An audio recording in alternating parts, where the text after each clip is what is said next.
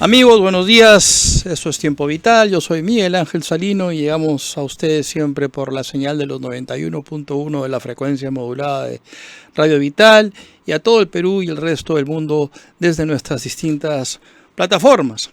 Hoy no quiero empezar el programa sin saludar, por supuesto, a todas las mujeres del mundo, principalmente a las mujeres peruanas. Hoy en su Día Internacional de la Mujer, 8 de marzo, y de forma muy particular a todo el equipo femenino que hace posible de que esta empresa camine, funcione de la mejor manera, a todo el cuerpo administrativo y todas las conductoras de esta radio. Un abrazo inmenso a Rin Flores, a Lisa Durán, a Carla Cabanillas, a María Fernanda Quinteros, a Vanessa Rodrigo y por supuesto a nuestra querida Priscila arriba en el segundo o tercer piso. A todas ellas un abrazo inmenso en este su día. Y sería ocioso decir, aunque injusto, pero ocioso, todas las cualidades, todos los beneficios, todo el potencial de las mujeres en este mundo que hacen, por supuesto, desde su circunstancia personal y profesional, un mejor sitio para vivir. A todas ellas un abrazo inmenso y que lo disfruten por todo lo alto. Dicho esto, ya nos encontramos con nuestro invitado esta mañana, el día de hoy, un conocido nuestro, José Antonio Torres Iriarte, un abogado internacionalista, experto en temas internacionales, a quienes recurrimos siempre que hay alguna circunstancia de impacto mundial en los días previos al programa. Esta semana no ha sido la excepción. Hemos visto cómo han venido sucediéndose circunstancias, hechos que tienen que ver con Estados Unidos, que tienen que ver con la guerra de Ucrania y Rusia, que tiene que ver con los problemas en el Medio Oriente, me refiero específicamente al tema de Gaza, con los problemas incluso a nivel latinoamericano a partir de un cierto impasse que se ha generado entre Venezuela y las Guyanas, y todo eso lo vamos a comentar esta mañana con José Antonio Torres Iriarte, a quien le damos la bienvenida. José, un gusto tenerte por aquí de nuevo. Gracias por estar aquí. Gracias, Miguel Ángel, por la invitación. Gracias por la oportunidad de saludar a tu público. Y me sumo al saludo que has manifestado hace un momento en homenaje a todas las mujeres del mundo, a las mujeres peruanas, a las mujeres latinoamericanas y sobre todo a aquellas que afrontan dificultades y luchan día a día no solamente por superar la pobreza, sino atender a su familia y emprender proyectos personales, laborales o profesionales. Un saludo a todas ellas y creo que vamos hacia la plenitud del ejercicio de los derechos que la Constitución señala para todos los peruanos, ¿no? Así es, además los derechos bien ganados por parte de ella ya desde hace algunas decenas de años atrás y que con justicia ahora el mundo les reconoce. Un saludo para todas ellas. José, esta semana ha venido cargada de circunstancias. Parece que todas las semanas tenemos un tema en la agenda internacional que discutir y que tiene una incidencia y un impacto a nivel global, porque las decisiones que se toman en Estados Unidos, en China, en Europa, tienen una repercusión pues a nivel global. Empecemos con Donald Trump. Donald Trump ha insistido en esta política arancelaria. México ha conseguido postergar un poco la aplicación de estas políticas a partir de una serie de requerimientos que había hecho Donald Trump y que aparentemente México está cumpliendo, como es el tema del reforzamiento de las fronteras y demás. Pero se ha generado un impasse bastante grande con Canadá. Dicho sea de paso, el señor Justin Trudeau deja el cargo de primer ministro de Canadá mañana domingo.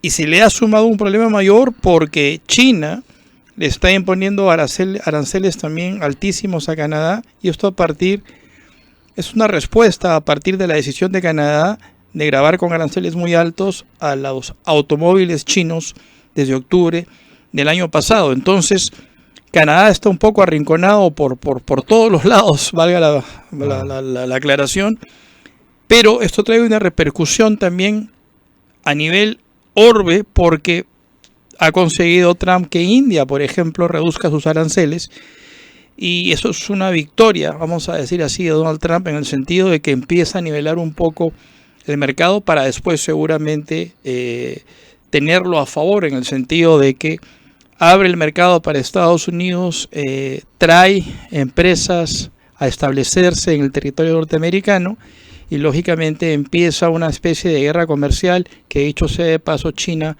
ha respondido, está dispuesta a enfrentar con la responsabilidad del caso. Dicho esto, ¿cómo ves tú este panorama? Bueno, Donald Trump está demostrando que asume el liderazgo norteamericano con vehemencia, con mucho ímpetu, y pueden haber algunos rasgos de, digamos, una vocación de imponer las cosas, pero creo que en el campo de la política, y él siendo un hombre que no se ha formado en la política tradicional, ni en la ciencia política, ni en las relaciones internacionales, se formó en el sector privado inmobiliario y es un hábil negociador. Yo creo que esta política arancelaria hacia Canadá y México, que son sus socios comerciales en el Tratado de Libre Comercio de Norteamérica, así es. Hacia China, hacia Europa u otras latitudes, tiene un claro propósito de lograr algunos otros objetivos a cambio de mantener el estatus anterior. O sea, creo que a México le interesa, en el caso de Trump, le interesa que México ponga todo el esfuerzo para limitar la ola migratoria, para controlar la ola migratoria, que además tiene un origen mexicano importante todavía. Así es. O sea, no tengo cifras exactas, pero por lo menos un 30%, hasta tal vez un 50% de los migrantes que cruzan la frontera son de origen mexicano. Así es. Son de origen mexicano. O son de pasan nacionalidad por territorio mexicano. O pasan por suelo mexicano, en ese caso mucho más. Entonces, y además el tema del fentanilo, el tema del narcotráfico, los cárteles, la droga.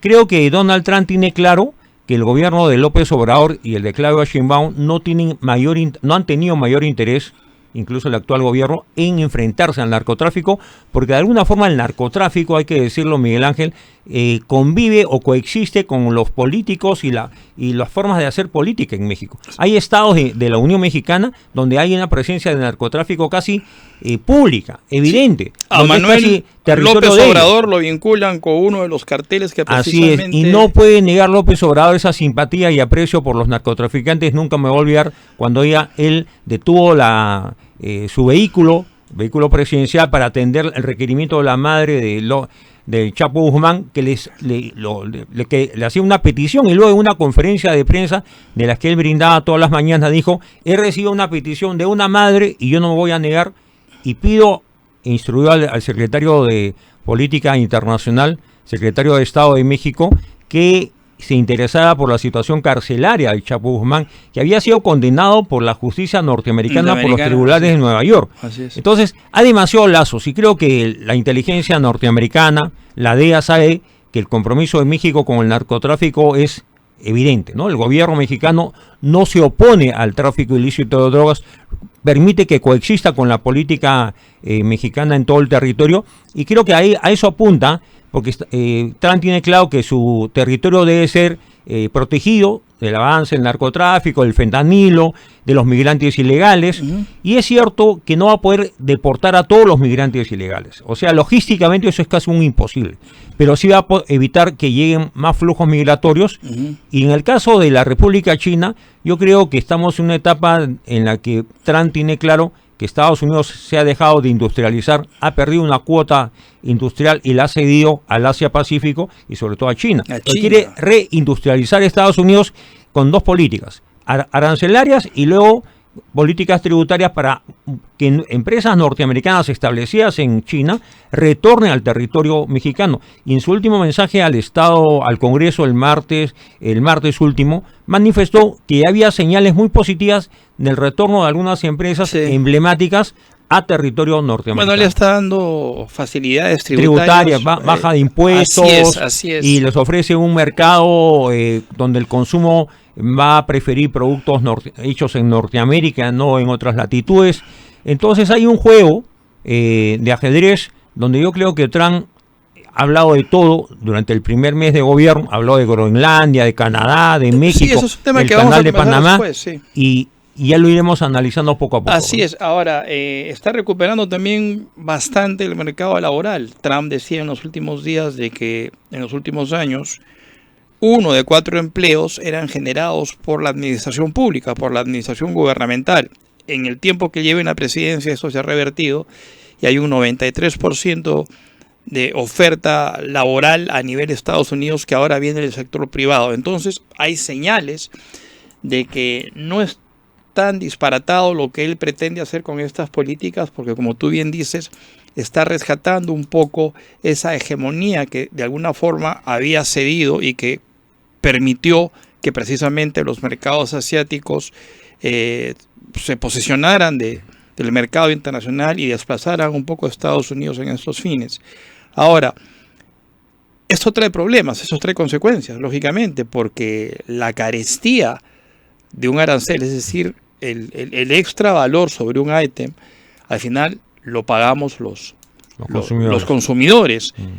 ¿Qué efecto crees tú que tenga esto en Latinoamérica, específicamente en Perú? ¿En qué nos vemos beneficiados o perjudicados? Hasta el momento todavía la cosa no nos golpea, pero... Claro. Se está hablando de una fecha, ¿no? Una fecha importante que es el 2 de abril, porque a partir del 2 de abril se aplicarían ciertas políticas.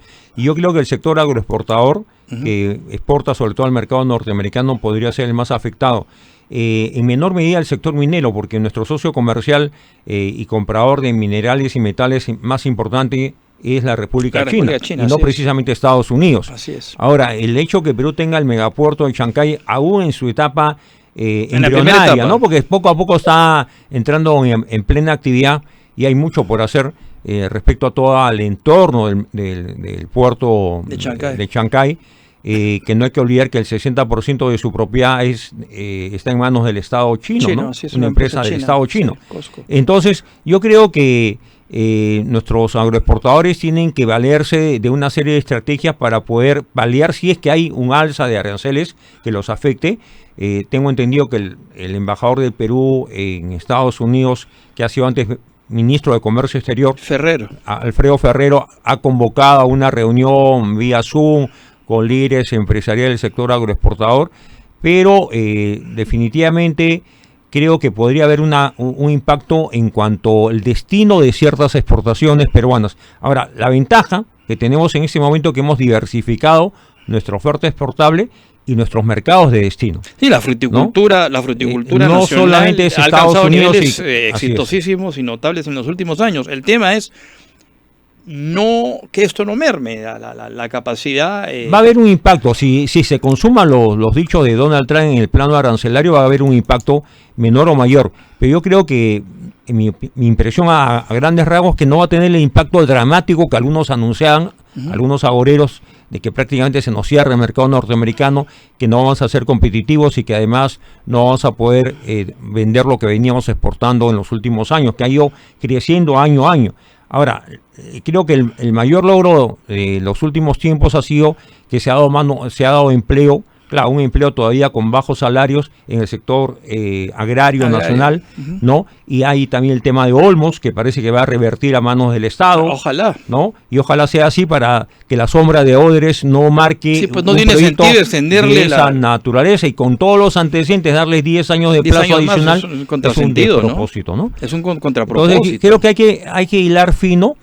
Creo que el Ministerio de Comercio Exterior tiene un papel que cumplir. Nuestro embajador en los Estados Unidos, que además ha sido ministro de Comercio Exterior en su momento, conoce el tema. Así es. Y, por cierto, las relaciones internacionales con Trump tienen un componente comercial y político, porque él juega con las dos aristas. Así es, ¿no? así es. Y como hábil jugador, presiona cuando debe presionar, luego da plazos adicionales, porque ya le dio un segundo plazo adicional a México, y la señora Claudia Sheinbaum, presidenta de México, dice: hemos sido tratados con dignidad, hemos sido tratados con cortesía, y nos ha dado un plazo. Pero en todo caso creo que lo que está logrando Trump no es ganar tiempo, sino lograr sus objetivos de seguridad interna, porque el narcotráfico y además la presencia del Tren de Aragua, que ya ahora es una organización terrorista en la legislación norteamericana, abre un abanico de posibilidades. Así es. Incluso en el tema de Venezuela, que ya lo podemos tocar en otro momento, se abren algunas posibilidades que sería bueno analizar, ¿no? Sí, con esto y más volvemos después de la pausa. Amigos, no se muevan, esto es Tiempo Vital, 1 minuto y estamos de regreso.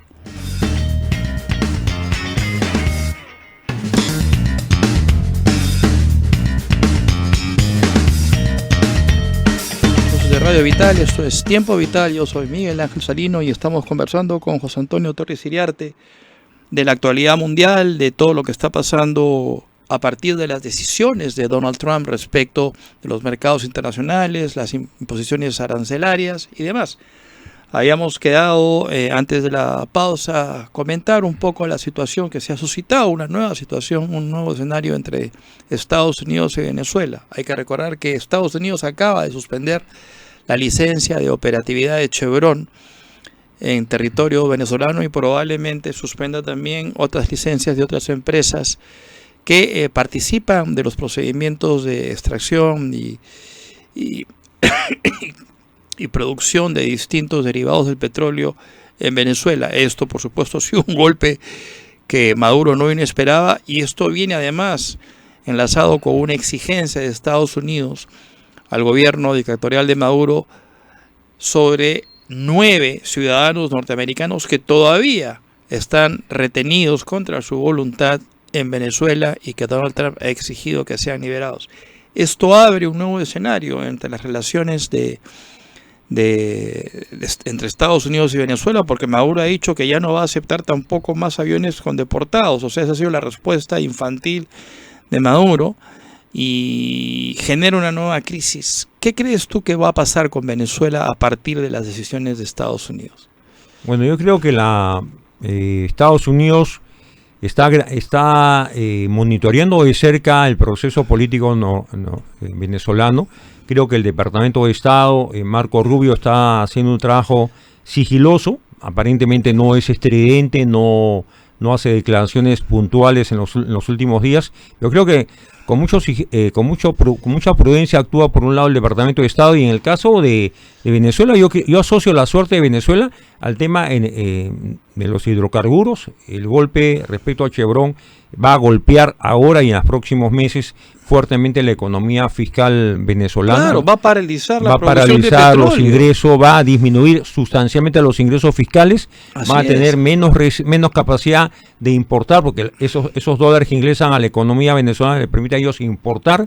Se habla de 10.000 puestos de trabajo que se perderían. Claro, y más allá del empleo o desempleo que genere esta situación, es una situación de que la economía venezolana ha dependido demasiado a lo largo del tiempo de los hidrocarburos. Y la época de auge, con 3 millones de barriles diarios exportables al mercado mundial, con un precio de 150, 160 dólares el barril, ahora está a la mitad, sí, pues. y solamente producen la cuarta parte, y encima le van a reducir la cuota de Chevron. Creo que están estrangulando la economía venezolana. Pero por otro lado, hay un detalle que yo quisiera compartir contigo, sí, permíteme, antes que sigas, con la audiencia. Esto parece una estrategia como que, por lo menos yo lo veo así, como que Donald Trump quisiera asfixiar económicamente a Venezuela. O sea, arrinconar a Maduro a partir de quitándole lo que tú bien dices, es esa capacidad que tenía, claro, que financiera, que se derivaba del petróleo y sus derivados. Esa es la percepción que yo tengo. Yo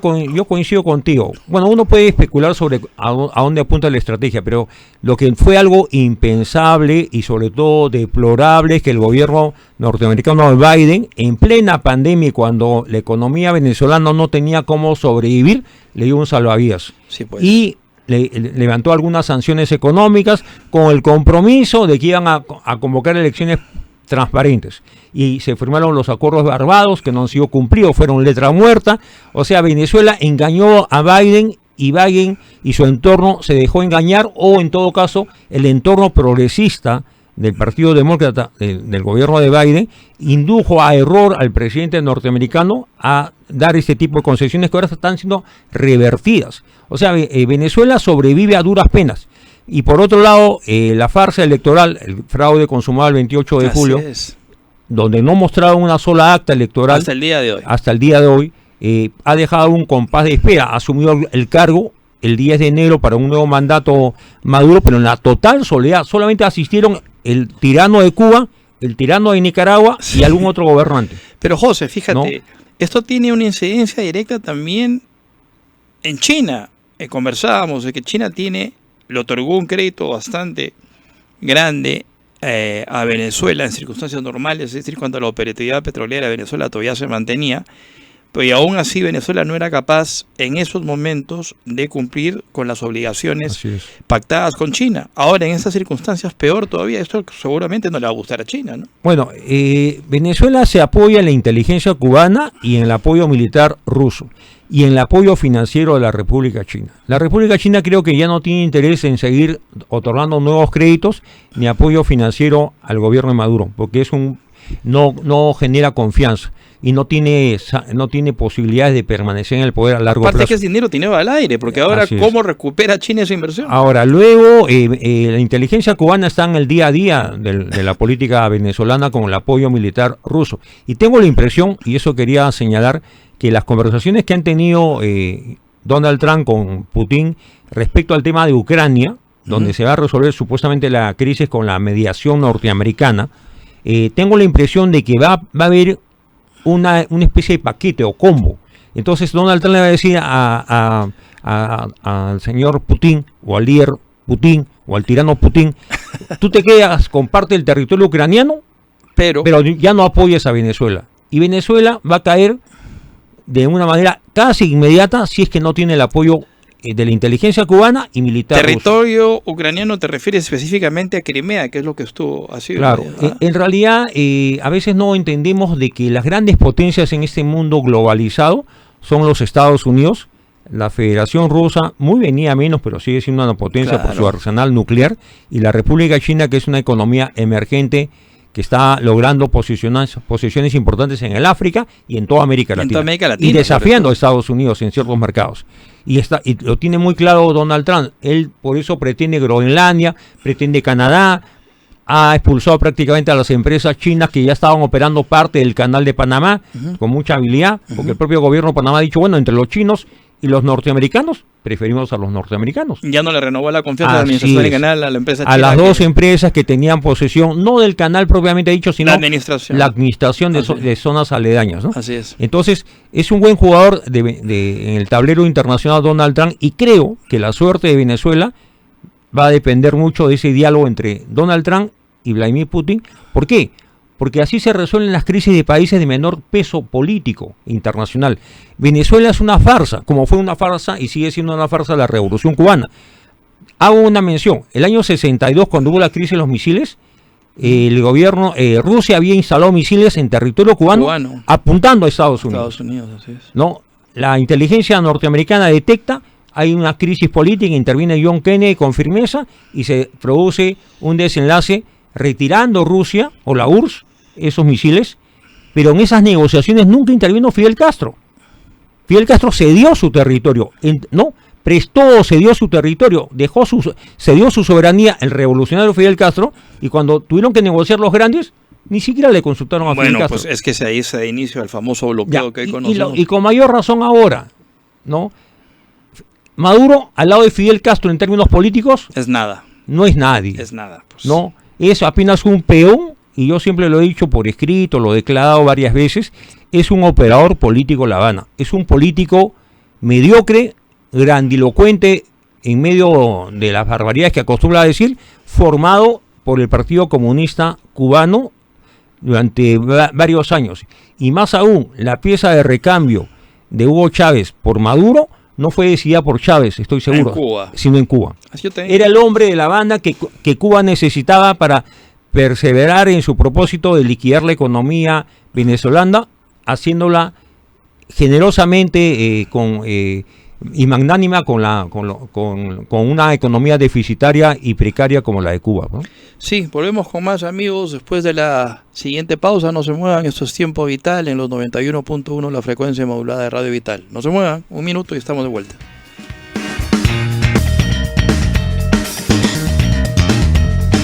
Amigos, de regreso en la cabina, eso es Tiempo Vital. Conversamos hoy con José Antonio Torres Iriarte, largo y tendido de todo lo que está pasando en el mundo.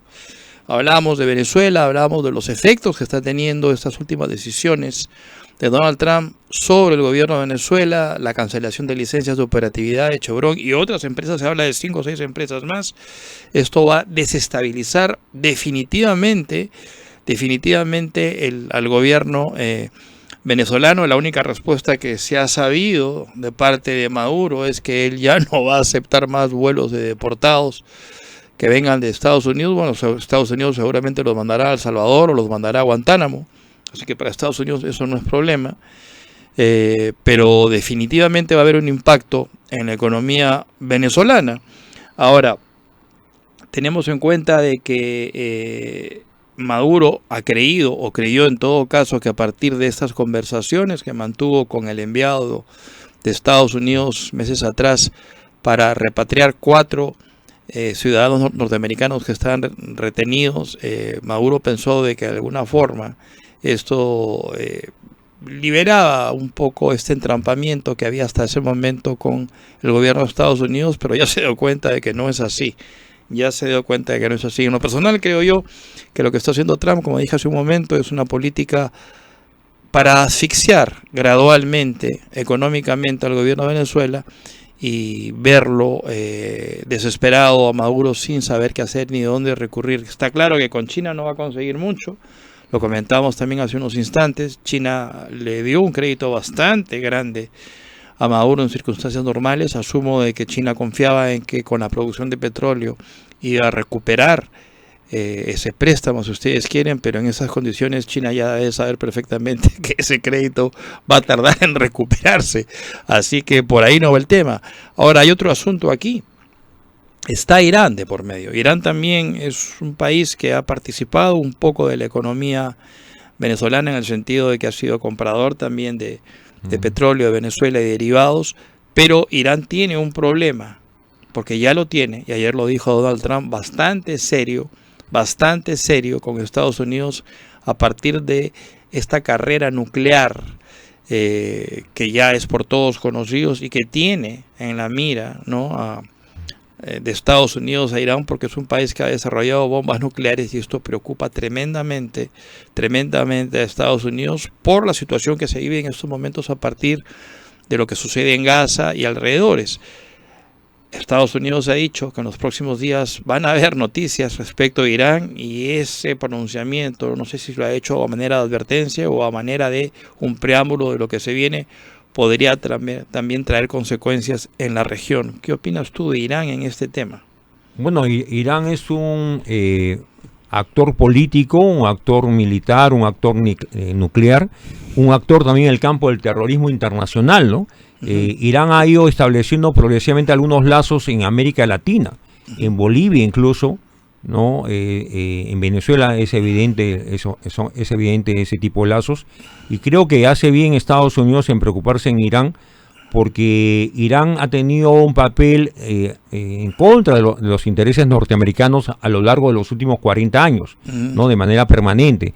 En todo caso, creo que se está trabajando de manera inteligente en las relaciones con todos los poderes pueden producir desenlaces fatales o de guerra o de ataques nucleares en el mundo contemporáneo. Otro actor podría ser Corea del Norte, pero ya recordamos cómo Donald Trump en su primer gobierno logró un acercamiento, ¿no? Logró un acercamiento, una distensión, si cabe la palabra, con el líder norcoreano en términos casi digamos amicales, informales, ¿no? Me acuerdo que cruzó la línea esa divisoria entre las dos Coreas de un la paso. política está llena de simbolismos, ¿no? De simbología, de gestos, y creo que ahí lo que ha representado para el recuerdo, la historia de las relaciones norteamericanas con Corea del Norte es ese encuentro, ¿no? Después no se recuerda otro encuentro en años posteriores. Seguramente va a darse otro encuentro en los próximos meses, porque creo que, como dije hace un momento, la Unión Europea, por ejemplo, está en una crisis interna. Hay dos grupos en pugna. La batalla cultural afecta transversalmente a los países de la Unión Europea. Sí, pero permíteme un segundo.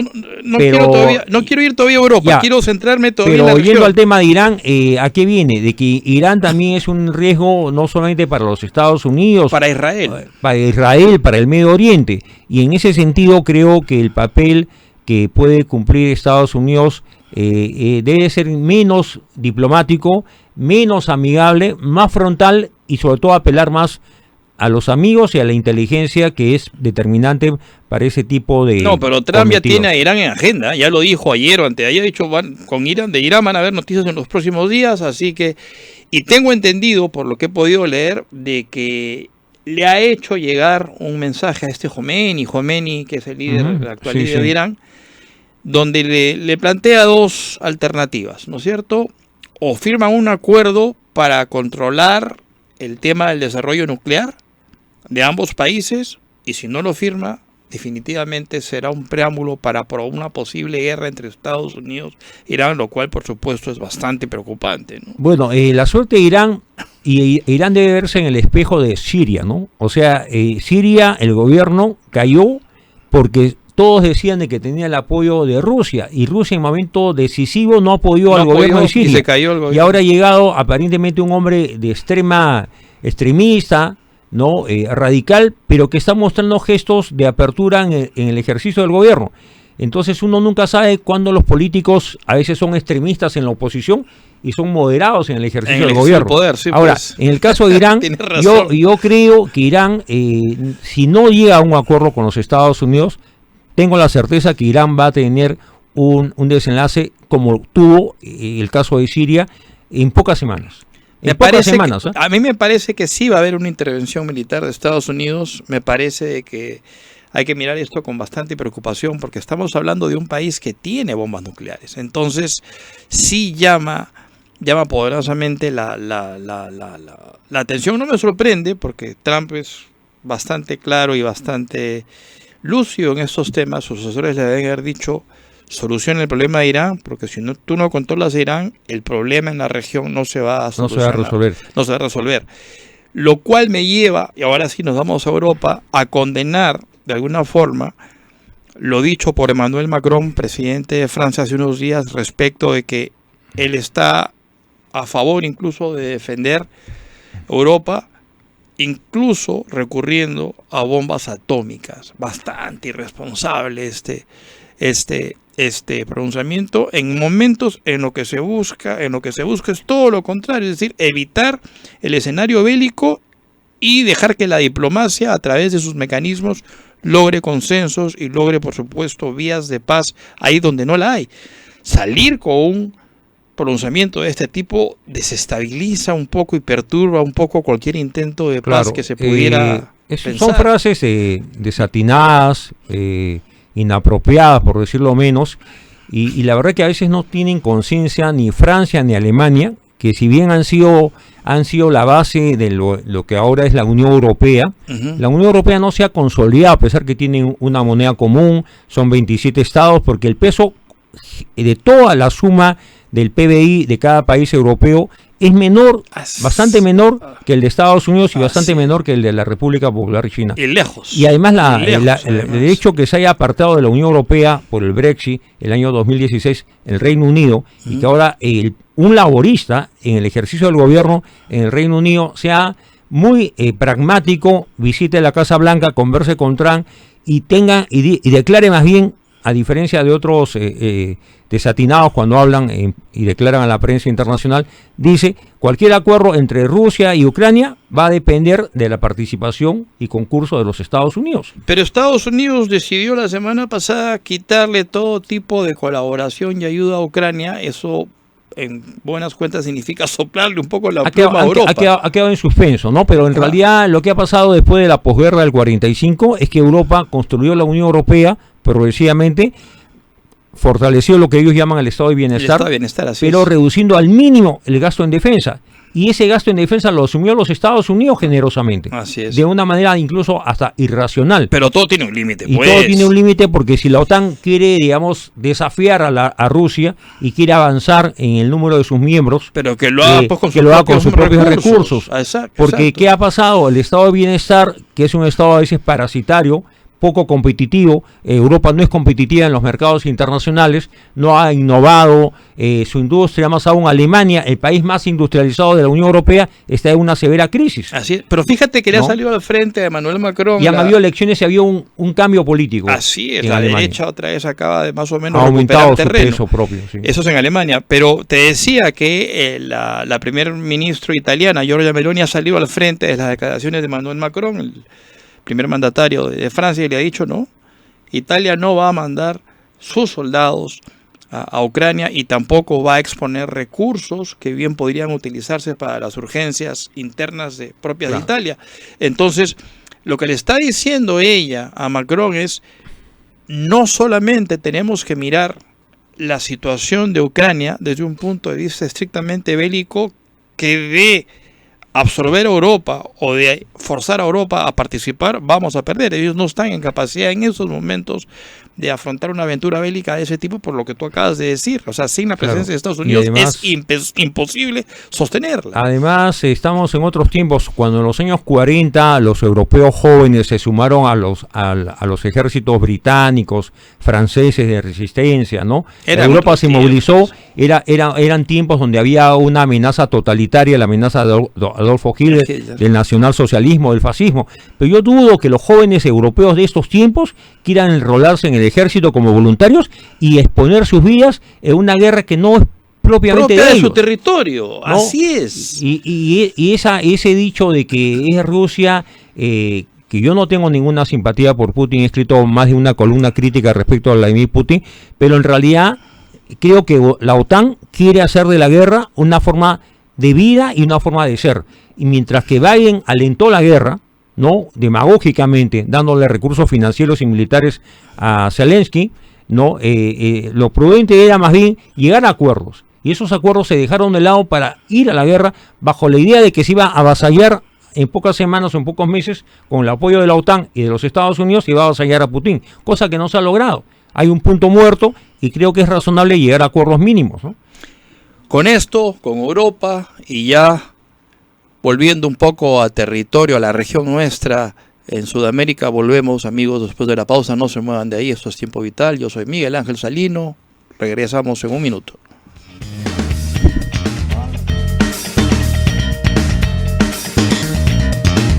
Amigos, último bloque, esto es Tiempo Vital. Yo soy Miguel Ángel Salino y hoy nos honra con su visita José Antonio Torres Iriarte, quien está dando una cátedra de análisis internacional de lo que pasa. Y ahora sí vamos a regresar a nuestra región, América del Sur. ¿Qué pasa con América del Sur? Argentina tambalea un poco, pero parece que Estados Unidos va a entrar en rescate un poco de Argentina. Ya se avisora la firma de un nuevo tratado de libre comercio entre Trump y Milei. Aparentemente Trump ve con buenos ojos a Milei, a pesar de las locuras que a veces le escuchamos y le vemos. Bolivia en caída libre, Venezuela desestabilizada, Colombia un misterio, el gobierno de Petro también se tambalea, empieza a tener ya problemas internos. Ecuador a la espera de la segunda vuelta próxima a realizarse. Chile es una incertidumbre que no sabría explicar porque está un poco en el limbo. No es necesariamente un país o un gobierno que pertenezca a un grupo de izquierda propiamente dicho, pero tampoco es un país que, a pesar de tener un presidente de izquierda, no ignora y no le da la espalda tampoco a la posibilidad de participar en los mercados internacionales con los productos que tiene, cobre y demás. Entonces, Uruguay de alguna forma se mantiene estable a pesar de que ha habido cambio nuevamente de gobierno. Brasil con los problemas de siempre los mantos de dudas sobre la gestión de Lula, y también Lula que ha marcado cierta distancia entre comillas con Venezuela. Es decir, tenemos un bloque bastante desarticulado y que no favorece a los propósitos regionales a partir de esto que te acabo de describir. Claro. ¿Qué futuro le espera a América del Sur? Bueno, hace pocos días se produjo hace una semana exactamente, se inició un nuevo gobierno del Frente Amplio en la República Oriental del Uruguay. Asistieron varios jefes de Estado y el presidente Lula habló de la unidad de América del Sur, más allá de las diferencias políticas. O sea, se apropia del pensamiento de Aya La Torre. Sí, entonces yo manifesté una conferencia y lo voy a publicar en una columna que creo que Lula no es el llamado a convocar a una unidad sudamericana cuando él ha tenido un papel nefasto en el tema Odas y las empresas constructoras brasileñas. No tiene autoridad. No tiene autoridad moral, ha perdido el liderazgo que alguna vez tuvo como líder sindical. Cuando él surge como líder sindical, presidencial y luego presidente, se hablaba del presidente de origen obrero. Pero ahora todo el mundo lo asocia con la corrupción, con la trama de Odres, con los grandes negocios en América Latina y Estados Unidos de parte de Odres. Y la posición tan tibia que ha tenido respecto del tema de Venezuela. Y a eso voy, y a eso se agrega el hecho que el 28 de julio, cuando se conocía que ya había ganado, según el Consejo Electoral venezolano, Nicolás Maduro con el 52%, sin haber exhibido una sola acta. Al día siguiente Lula, en vez de marcar distancia con Nicolás Maduro, dijo, bueno, se conocen resultados, si hay impugnaciones, hágala, y que los organismos competentes den trámite a las impugnaciones. O sea, avaló. Y si la suerte de Maduro no fue otra, esos primeros días, hay que acordarnos del mensaje que dio el canciller peruano en la OEA. Muy bueno. Fue directo y frontal. Javier González Olaechea. Y Petro en Colombia y Lula jugaron en pared para sostener el fraude electoral. Entonces Lula no debe hablar de integración porque además, Miguel Ángel, hay algo que caracteriza a la economía brasileña, es muy proteccionista, tiene aranceles altísimos. Así es. Nos vendieron la idea que había que integrar Perú con Brasil a través de la interoceánica norte y sur. Y casi no hay mayor comercio porque los aranceles son muy altos. Es que el mercado interno también brasileño se autosostiene. Y el mercado brasileño, hay que decir a quienes nos escuchan y ven, son más de 210 millones de habitantes, más de 8 millones de kilómetros cuadrados. Brasil mira al Atlántico y tiene una presencia y una cercanía con el África, cercanía con Europa, con otras latitudes, pero poco con América del Sur. E incluso con Estados Unidos. Incluso con Estados Unidos. Es un mercado supuestamente autosuficiente, con niveles altos de aranceles, muy proteccionista. Entonces, yo creo que Lula debe ocuparse de otros temas y creo que su ciclo político está o ha concluido o está por concluir. No solamente por un tema de edad o salud, sino por un tema de descrédito político y desgaste, ¿no? Es su tercer gobierno. En el caso de Petro, ha cometido la ligereza de transmitir en señal abierta las sesiones de Consejo Ministros. Increíble, ¿no? Donde los ministros cada uno dice lo que le parece y no hay una unidad de criterio. Y el presidente, que debería ser el gran moderador, el que señala el derrotero, está muy desubicado. Además que ha señalado una barbaridad, ¿no? Que la cocaína causa menos daño que el whisky, ¿no? Reconociendo su adicción. El caso de Ecuador va a segunda vuelta ahora en abril. El presidente Noboa y la correísta, que tiene opción, pero creo que finalmente parejos, va a imponerse, ¿no? Noboa, ¿no? Con la política de seguridad que está impulsando. Pero van bien parejos, ojo. Van parejos, claro. Podría haber una sorpresa. Ahora, ¿no? Ecuador se ha convertido en un país altamente violento. Violento por el narcotráfico, por la presencia del crimen organizado transnacional y porque el puerto de Guayaquil es un puerto de acopio y de exportación de droga, ¿no? A los mercados mundiales. En el caso de Chile, Boric demostró que no estaba calificado para ser presidente.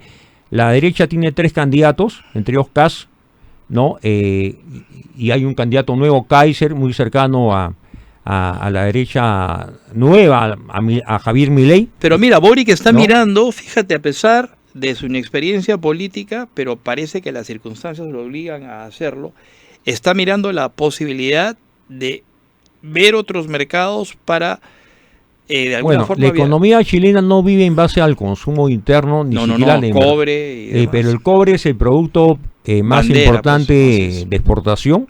Más del 50% de las exportaciones chilenas son producto del cobre. Así es. Ellos ponen en valor el cobre, cosa que no sucede en nuestro país. Que es lo que hemos dinamitado Conga, Tía María. Y yo siempre he dicho que esos señores de la izquierda extremista que son antimineros reciben consignas de Chile o son pro-chilenos. Porque en la medida que Perú no explota el cobre, Chile aprovecha los vacíos del mercado para ellos tener presencia. Y atiende los mercados internacionales. No somos segundos en la exportación de cobre a nivel mundial, somos terceros. Entonces, hay que hablar claro, la actividad económica en el Perú depende en parte importante del sector minero. No podemos impedir el crecimiento de la minería legal, Así es. ¿no? Altamente calificada en temas tecnológicos, y combatir más bien la minería ilegal, porque hay un tema, Miguel Ángel, te aseguro que de los 42 partidos que ya están inscritos ante el Jurado Nacional de Elecciones, varios de esos partidos están financiados por la minería ilegal. Así es. Y por el narcotráfico. Me pregunto cuántos informales a partir de la extensión del plazo de vigencia del reinfo se habrán acogido a esta figura para formalizarse. Ese es un buen tema que seguramente abordaremos en las próximas semanas, claro, si no es contigo, con algún otro especialista, porque hay que hacerle seguimiento a este tema. Se extendió el plazo con el propósito de que se inicie un proceso serio de formalización, pero hasta la fecha no sabemos cuánto de esto ha sucedido. Claro, ahora en el caso de Argentina, creo que Milei cometió algún exabrupto respecto a este asunto de las criptomonedas. Hubo un conato de crisis política que ya creo que se ha superado en Argentina, pasó a segundo plano, y la economía argentina muestra signos de recuperación, ¿no? De cierta estabilidad, ha bajado la inflación, las cuentas fiscales están... Bueno, ha hecho una serie de recortes. Han mejorado mucho, y en el caso de Uruguay, que es un país con 3,5 millones de habitantes, la presencia del Frente Amplio no pone en riesgo la seguridad de nadie, porque en verdad el Frente Amplio es un frente nostálgico del movimiento guerrillero Tupamaro, ¿no? Ahí está Pepe Mujica, que fue guerrillero, pero muy sensato en el manejo de las políticas económicas dentro y fuera del Uruguay, ¿no? Uruguay es un país bien particular, porque de alguna forma mantiene cierta estabilidad que le permite subsistir dentro de las limitaciones propias del país. Es un país muy chico, pero sin embargo no tiene mayores urgencias ni apremios de orden económico, vamos a decir, siempre la economía se mantiene más o menos estable. Claro, y para cerrar, mira, Bolivia es un país que va a afrontar elecciones ahora en octubre. Al borde del colapso. Evo postula, parece no por el MAS, sino por otra agrupación que le está formando. ¿Está permitido? Porque tengo entendido que está prohibido. Bueno, Evo ha postulado a pesar de que había una consulta popular que le negaba el derecho a postular por tercera vez, postuló, hubo fraude en el 2019, una auditoría, salió al exilio porque López Obrador le dio asilo, ¿no? Luego de que hubo pues una sonada popular en las calles principales de La Paz y otras ciudades de Bolivia. Pero lo significativo es que Bolivia depende mucho del oro ilegal que sale del territorio peruano. Así es. Y el sol peruano es la moneda más transable en el día a día de la economía boliviana. Y que está sosteniendo la economía boliviana en estos días. Entiendo por qué Evo Morales está impulsando el RUNASUR. Porque él sabe y tiene conciencia que Bolivia, su futuro depende de la economía peruana. Señores, ha sido José Antonio Torres Iriarte dando cátedra el día de hoy de política internacional. Te quiero agradecer, José Antonio, por tu presencia. Encantado. Siempre te molestaremos cuando hayan sucesos como los que nos ha traído esta semana, y seguramente habrán más, porque esto recién empieza, estamos marzo y seguramente las cosas que hemos conversado hoy día tendrán consecuencias posteriores que ameritarán tu opinión y una próxima invitación en las próximas semanas. Así que muchas gracias. Y con nosotros, amigos, será hasta el próximo sábado, siempre a las 10 de la mañana. Esto ha sido Tiempo Vital. Los esperamos a las 10 de la mañana todos los sábados, si Dios lo permite y si ustedes quieren. Pasen un fin de semana, y a las mujeres nuevamente un abrazo inmenso en este su día. Nos vemos. Chau.